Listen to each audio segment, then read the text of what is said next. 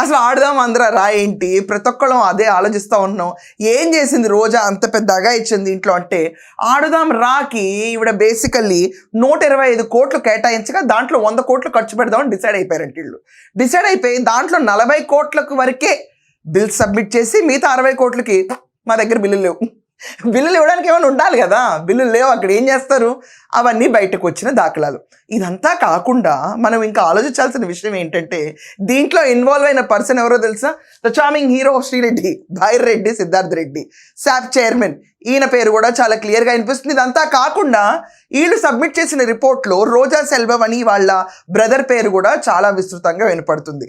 రోజాని ఈరోజు అరెస్ట్ చేస్తారో అనే సంకేతాలు కూడా చాలా క్లియర్గా వినిపిస్తుంది. అండ్ ఇదంతా పక్కన పెడితే ఆడుదాం రా దీంట్లో ఉంది చూడండి. ఈ ఆడుదాం రాలో చెమ్మ చెక్కలాడిందా గొబ్బెమ్మలాడితే ఇంకా బెటర్గా ఉండుండేది. సంక్రాంతికి పోటీలు నిర్వహించి గ్రామ స్థాయిలో ఒకవేళ 10,000 రూపాయలు ఖర్చు అయింది అనుకోండి, దానికి 20,000 రూపాయలు ఖర్చు పెట్టేస్తామని చెప్పి రాసేవాళ్ళంట. రాసేసి 20,000లో 10,000 నొక్కేయటం, 10,000 ఆటలకు పెట్టడం. ఈ రకంగా ఒక రకమైన కుంభకోణానికి తెరదీసింది మన రోజా సెల్వమణి. ఇదంతా పక్కన పెడితే ఇప్పుడు దాకా ఆవిడపైన ఉన్న అలిగేషన్స్లో ఉన్నాయంటే, లేదండి బాబు ఈ రోజు దాకా నాసిరకమైన కిట్లు గురించి 30 పేజీలకి రిపోర్ట్ కూడా రెడీ చేస్తారంట. ఆరోపణలు కావు, వాస్తవాలు జరిగినవి. దేనికి ఖర్చు పెట్టారా మీరు? ప్రభుత్వ సొమ్ము. ఆడదాం రా అని చెప్పిన దాంట్లో అని చూసుకుంటే కనుక జగన్మోహన్ రెడ్డి ఫోటో గాడ్ల మీద వేసుకోవటాలు,